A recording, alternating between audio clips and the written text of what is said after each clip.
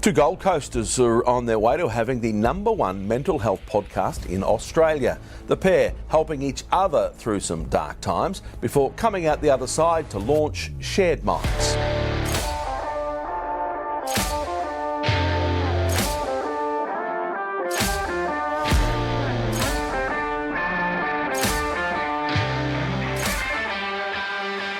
So we are in One Talk studio today. So Ryan has kindly lent us the studio. Bro, appreciate it. One Talk. Shout out to One Talk because we have a very exciting guest today, Cam McEvoy. Welcome. Thank you. Thanks for having me on. You are the kind of guy that has achieved a lot in his life. Four-time Olympics. Four-time Olympics. Yeah. Four-time Olympics. Yes, but so the most recent one was the gold medal. Yeah. So technically four reigning. Times a charm. Yeah, 4 times a charm. Reigning champion. Yeah. I'll take that actually. It's pretty nice. Just from the light research that I've done, I'm sure you'll delve more into us. You decided to take on your own training program and coach yourself, correct? Yeah. Yeah. So basically, a little bit of context, a little bit of backstory. Yeah. I've been on the Australian swim team since the London 2012 Olympics. Coming up, I've had 13 years on the team now. It's been a long time. I kind of like even nowadays, like I was getting changed at World Champs recently, and kind of felt like that Japanese soldier, kind of still in the forest post war, like yeah, kind of that not guy. knowing it's over yet. Like I'm just so old on deck, and it's a weird feeling, but I'm doing all right, so I'll keep going. Doing right, just won a gold medal. Yeah. So No biggie. basically, I was doing all the traditional approach to training up until the Tokyo Olympics. From the Rio to the Tokyo Olympics, which was a 5-year stint, I found that the better I got with the training we were doing, year in, year out, the worse I was getting with racing. It's not what you want to have. And so basically finished Tokyo, went horrific. I didn't make the semi-final in any event. I didn't get out of the heats. I was 27th in the 50 freestyle. Way off my best times and very burnt out with the sport. Hated just my relationship to swimming, my relationship to the Olympics was pretty much in ruins at that point. And so I went home, didn't want to see a pool, effectively had retired at that point in time. And at what age is that? It was 2021, I was 26. So I was 26, something I've been doing for, at that point, 21 years of my life. That's a long stint. That's a long time to have something so, I guess, intertwined with who you are as a person, to then get to the end point and kind of hate it. It's not a good spot to be in. Most normal people would go through like 5 or 6 hobbies in that time frame as well. Yeah. You just alter through your life so many times, but you were like, nah, the one thing. Just cutting laps in the pool. That's it. Looking at a black line. It got a lot. And so basically after Tokyo, I came home, decided I had a break, in that time, in the 3 months post-Tokyo going into the end of the year, was just thinking like, what do I do? And decided to just not go back. And so I spent so much time swimming, because the training load in swimming is so demanding. It's 9-10 swim sessions a week, 2 hours a session. It's a lot. You can't do much else. Like we did gym alongside it, but like there's only so much gym you can do and actually get strong while doing all that aerobic stuff. So you'd be doing like a morning and an afternoon on most days. Yeah. So this was my week. Monday would be swim in the morning, gym after that swim at night. Tuesday would be swim, morning and night. Wednesday would be one swim. Thursday, easy swim day, in the Wednesday. morning, swim night. Yeah, Wednesdays swim gym on Wednesday. Oh, yeah. Double Thursday, double Friday with another gym. So a triple, and then Saturday morning, Sunday off.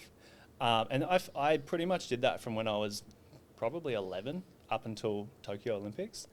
And so super burnt out.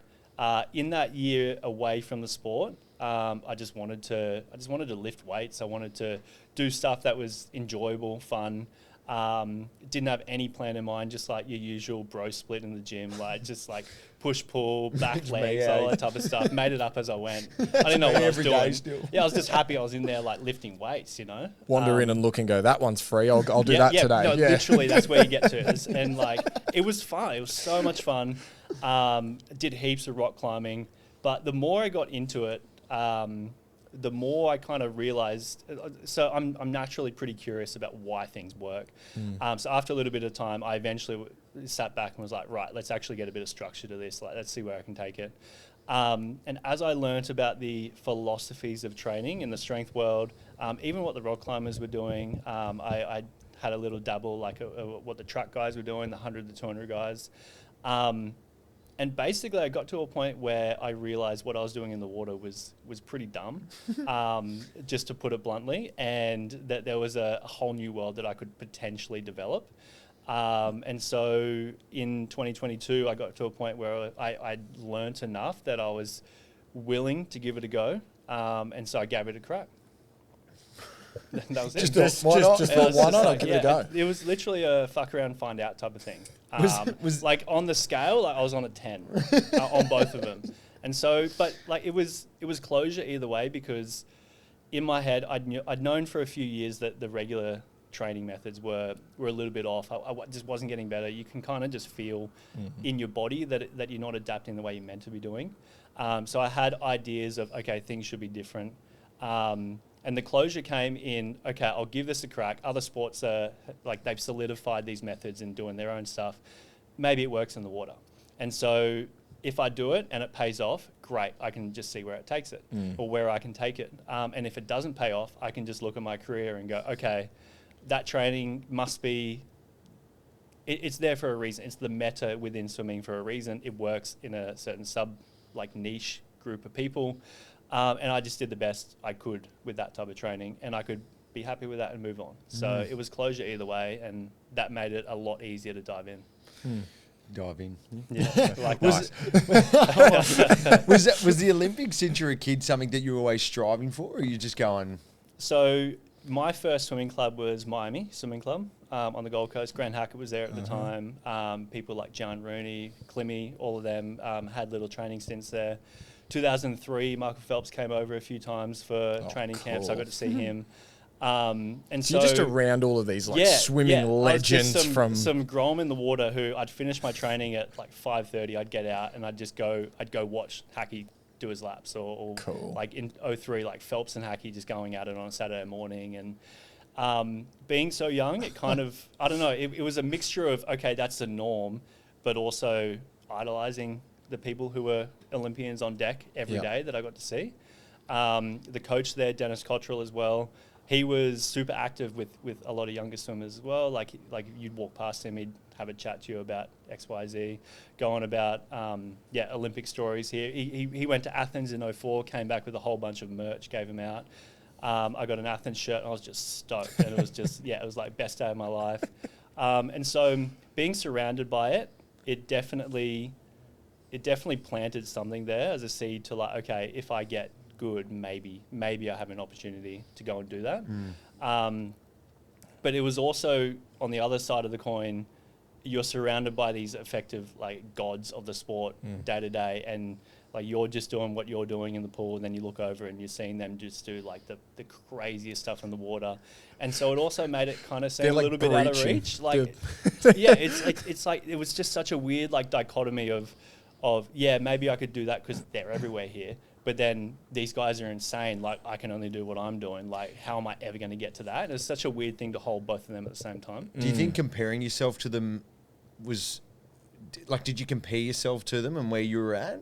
And did you see them and go, I don't think I'm that good? I definitely compared myself to them. Not, like, a little bit of where they were at that time and where I was, but, like you have record books from age groups going up. So I knew what times they were doing when I was doing whatever, at what age. So I had a little bit of comparing there. I'm a visual learner, so a lot of the time that I spent watching them swim up and down the pool was kind of, you'd see the way their like freestyle would kind of move through the water, and then you'd imagine, okay, how would that feel in your body? And then I'd just go into the next session and try and like recreate that feeling, and that went a long way in like helping me kind of get a really good understanding of how to move in water. And as you said, like you went and you would just watch them go at it. So and my older brother Hayden, you've had Hayden on the podcast before. He was like in the like teenage years, he was much better than I was at swimming. He was in the top squad, like training alongside Grant and stuff. And so I'd have to wait around anyway for him to finish, and then we'd all go home with Dad. Yeah. So yeah, it was just something to do, and I guess it was pretty valuable. Was there anything in your mind that was like, if it's not swimming, it's something else? Or was it always swimming? So when I did heaps of sports when I was young. I played soccer, heaps of surf life saving, a lot of the school stuff where you just play like 10 different sports over the year. I would have loved to have gone through in soccer. Thank God I didn't. My calves, I blow up after running 100 meters. I'm not built for land. So I'm thankful that swimming was there. But if it wasn't swimming, it was soccer as a first love. Yeah. And then surf life saving as well. That concurrently did that with swimming. But in the end, it was always swimming. Even when I had my year off after Tokyo, got into gym, got into heaps of other stuff. But it was it just, without wanting it to go there, it was just kind of magnetized back to what would this look like in the water. Always ended up having that love for swimming at the end of the day. I guess so. Yeah. Yeah. I don't know. I don't know if it's swimming for the sake of swimming, or one thing I've learned is I find a lot of passion in my body's in one state. I can let's say I can only bench 100 kilos and I want to go to 120. I'm in one state. What do I do to change where I am now to go to another point that allows me to do that? And you can do that in any type of movement, anything, any type of movement you do that.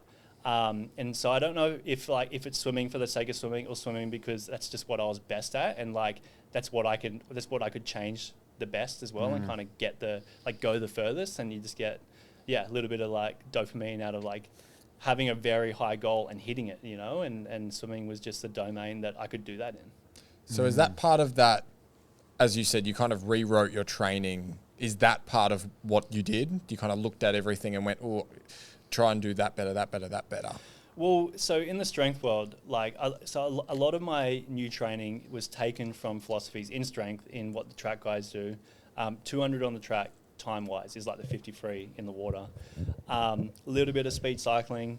And so, particularly the strength world, these ideas have been around for the better half a century, 50-odd years.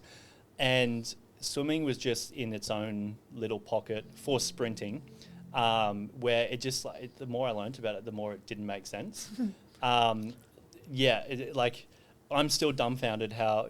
Anyway, I won't go down that path. No need to slander it too much. But basically, realizing that other sports and other areas were doing things so vastly different, having swimming so close to my heart, I guess, for so long as well, it was just a no-brainer to basically try and bring that in, recontextualize that to what it would look like in the water, and go from there. And so... one part of it was, okay, it's been a while since I've been doing well on the international circuit. I think Rio was the last time I was in that kind of top 3 contention for my events. So at that point in time, it was 7 odd years away. And so I wanted to get back to, I wanted to be in an Olympic final. I wanted to go 21 seconds again for a 50 free.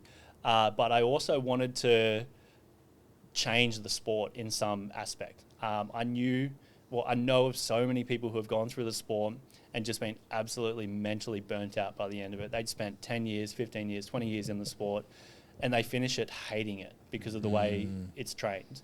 And so if I could pull this off in a way that was very left of field, very out of the box, and also allow people who have been in the sport for so long to get back in the water and re-experience it after 10, 15, 20 years, that was a massive, I guess, driving force behind it too. Because the traditional way is like what you were telling us before, where it was morning, afternoon, morning, afternoon, morning, afternoon. And you do anything that frequently, you're going to hate it. Literally. Anything that frequently. Yeah, especially when it's painful too. There's not much joy in it. It's just constant pain. And coming into winter as well in the mornings, diving in the pool, raining, wouldn't be fun. DTs on deck, 5 a.m. It's 6 degrees, 5 degrees. It's not fun. To put it in perspective, I guess, so volume is something that the traditional way really looks at the sport. So I was doing 30, 40 kilometers a week in the water for most of my career. Now I'd be lucky to go in a 100-meter pool. In a 50-meter pool. Oh, it's a lot of laps. But now I'd be lucky to go over a K and a half in a week. So I've gone from 30, 40K to 1, maybe 2 kilometers at max. And yeah, and a lot of gym alongside that. So it's almost like it's a new sport. Yeah. What would be it'd be a hard number to pull, but what do you think would be the statistics of people that start swimming that get into the Olympics? Because I have a follow-up. Do you know roughly? It's low. I think it's... I've seen this float around. I think it's like it's less than 1%. It's like 0 point something percent. And was there would have had to have been something in your mind the whole time going, I can get there. Was there? Well, growing up, it was like, so my journey was, I was pretty good at swimming when I was young, like 5, 6, 7. Puberty hit for everyone else, not me. And so when I was like 11, 12, 13, I started to fall behind. Like we have school sport pathways where you could race at school nationals in grade 5, grade 6. So I won a few gold medals then, but then by the time I was 12, I wouldn't make a national final. 13, I wouldn't qualify for some events for nationals. So like I was kind of really falling out of it relative to where I was. And then finally, like puberty hit, I grew up, kind of caught up to everyone else around 15, 16. And it was when I was 16 where at the nationals that year I came out and just had like an unreal comp, massive PBs, left of field, didn't expect it. And the time, like 100 freestyle back then, the time I did was less than a second away from what made the national team that year. So it wasn't until I was 16 when I really thought, okay, I'm in a position now to actually materialize this. Took a long time. Like that's 11 odd years before you start to believe. And at what age did you get your first Olympics? 17. So it was a year after. 17. It was literally the year later I got onto that London team. You're like, oh, this puberty thing. All right, Yeah, hey. it goes all Well, right. it's helped. Yeah, that's what everyone else has been enjoying. Well, it wouldn't be like, well, you were kind of disadvantaged into everyone else, but you're still sort of keeping up. But then you had that puberty, and then It then put you better than everyone. Yeah. What helped was like in that time I couldn't do anything. Like these guys would walk past the water and just get better. Like that it was that easy for them, and so I couldn't do that. And so I had to rely on learning how to train. I had to learn everything about how to put in work, how to like properly change things outside of just natural growth. And so by the time I caught up, I had all of that under my belt. Whereas these guys, it was the other way around. They got to grow and just have natural improvement without really having much focus on what they were doing. Yeah. And then it evened out, and then they're like, shit, what do I do now? So in hindsight, it's probably like, It's worked out so well. You're like, It I'm was kinda glad shit that going happened. through it, but Yeah. yeah, in hindsight, it's like, I'm glad it went that way. Well, Yeah. they say consistency beats talent when talent won't perform. Yeah. So it's like, yeah. And then, so when you get to the Olympics, right, do you have to win a race that then qualifies you in? So the qualifying stuff for us in Oz is we have one competition. Yep. At the moment, it's 6 weeks out. So you go to the comp, it's the Olympic trials, you have whatever events you're going for. If you get top 2, then you might go, as long as you're under a qualifying time. The qualifying time is usually based on, I think it was the time it took to make the world final the year before. So you have to be top 8 in like the previous year's world rankings and top 2 at your nationals to then get onto the team.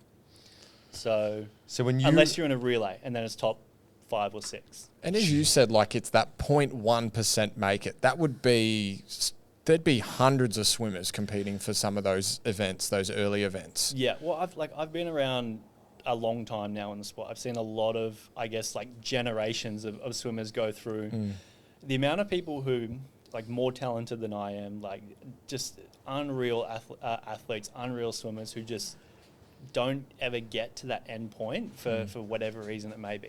It's insane. And then, like, that's just like the group of people who are just, you kind of go to a pool and you just go, oh, they're very obviously very good. But then you have everyone else, like what is it? Southeast Queensland is like, I think 90% of Australia's like swimming population in terms of the people at the top level. And yeah, just the amount of people that spend 5, 10, 15 years doing this stuff and don't break through, I guess. It's, yeah, it would be hard.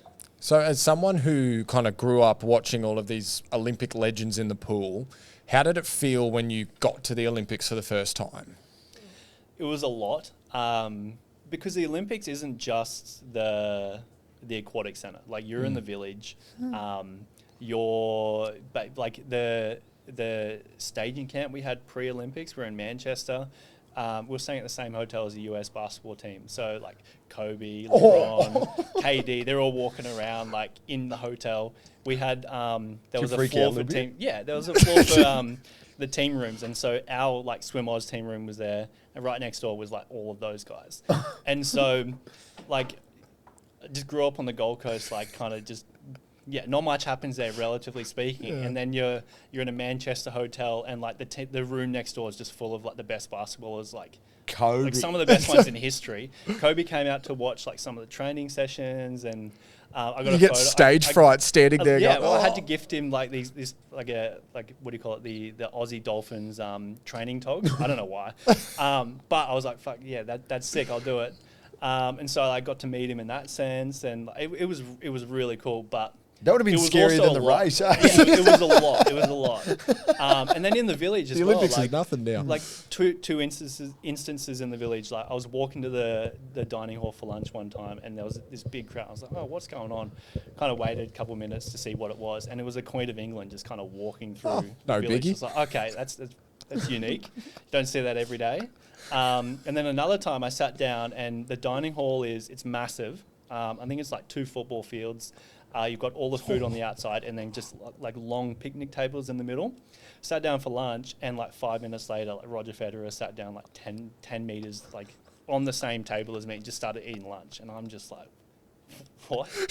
It's it's a lot. I was 17 at the time, and so back to my point, like it's not just the aquatic center that you've got to take in on the Olympics. So it's definitely you've a got all the experience. runners and stuff as well. Yeah, it's just everything. Like you've got 7-foot volleyballers walking around with like 4-foot gymnasts. It's pretty. It's crazy. It's almost like a circus. carnival or something. Yeah, that's a circus. Except everyone there is just like godlike at what they do. And so there's that. But then being on deck, like first time I got to see Michael Phelps. First time I got to see like all of these swimming idols that I grew up watching on TV every year at the World Champs, Commonwealth Games, Olympics, and to go from like idolizing them and just seeing them on TV, on social media, and then like not only are they right there, but I've also got to race them. It's it's epic, but it's also a lot to take in as well. Did you get like you would have like gone up and spoken to a few of them, or did you feel like you could? I'm pretty shy. I'm pretty introverted, generally speaking. So like towards the end, I like tried to like just say hi to like Phelps walking past him and stuff like that. But yeah, nothing really like that. You just kind of hang with like the Aussie team. To go back quickly, so you have to qualify. You realise you're going to the Olympics. You've been training your whole life. Does that feel how you thought it would? It did actually, but not. Actually, no. I'm gonna take that back. It's not how I thought it would feel, but it was, I guess, as much of a high as I thought it would be, if that makes sense. So, like I was just saying, like it wasn't just the actual racing that contributed to like how crazy the entire experience was. There was just so much happening all the time, a lot that you don't think about, that you then experience and you go through. It's like. Yeah, it was really awesome, but not in the classic like you go to a hotel, you go in, you do your heat, you do your final, go home, that type of stuff, and you're just like racing at a gigantic meet. Like it was just like it was layered. It was very layered. But yeah, I'll never forget my first race. It was the 4x1 freestyle. It was the heat, and they had me leading off. So I had to lead off the Aussie team in the heat. We were favourites for the final that night. And so my job was to just like get us through to the final. I was still pretty small for a 17-year-old, and we're next to Russia. And the lead-off guy from Russia was 6'9". And so I remember being behind the blocks, and I just looked to this guy, and he was fucking massive. And like I'm 17, barely through puberty. Like I think I was like 70 Can't even kilos, drink 69 yet. kilos. Yeah, couldn't even have my first beer. And I had to get up on this block, and this like 6'9", probably like 105 kilo, 110 kilo Russian dude was leading off. So I remember like shitting myself with that. But then you dive in, and then it's just like it's what you've always done. You're doing what you've always done, so Yeah. you kind of lock in after that. Like, But there's that black line again. yeah, When you there look it at is. Yeah, I've only seen it for infinity hours or something like that by now. Because that was like, you obviously aren't swimming and looking, going, where's everyone else, left Yep. and right? Yep. So you've just got to go your hardest, and then when you come up at the end, you kind of look around. Well, And it depends. Like in the 100 free, you breathe. Like I breathe every 4 strokes. So Yeah. the way you breathe, you can see people, but you're not like you can see the splash next to you, but you're not Yeah. really taking much in all the time. because 50 once you free start is looking different, at though. that, you'd throw yourself off. Yeah, right? like off a turn, you like have a little look, and yeah, Yeah. especially in a sprint, like Yeah. screw something up. 50 free is different, no breathing, so you only have like your peripherals. So like you dive in, you lock into your stroke, and you can see like the person pulling next to you and like the bubbles from their hands, but that's Yeah. about it. You have no idea where you are. If you can see them in just front hope of for you, the then best. you're in trouble Yeah, in the water. yeah, it's probably not doing the right stroke if you're looking ahead of the wall. Yeah. So you've done the first one. So like the first Olympics. Yep. When you're there and you're in it and you did your race, were you just immediately like, I'm coming back next year? Yeah, was it addictive? Yeah, it was. You finished that comp, and like it was my first team, first international comp, first of anything basically in that level. And all I wanted to do was get back and like at the next Olympics be in finals, be in an individual race because I only had relays, and basically like completely lock in. It was. You'd think that like leading up to qualifying for your first Olympics is the time when you're like, right, like this is the time to go all in. But you don't realize till after when you have a taste of that, and then you know like your ceiling gets raised a little bit higher, and then you come back and it's like, right, I can take this a little bit further. I can lock in a little bit more, and that's pretty much what happened. Like hit the ground running. The following year, World Champs 2013. Was the first time I made my individual events on the Aussie swim team.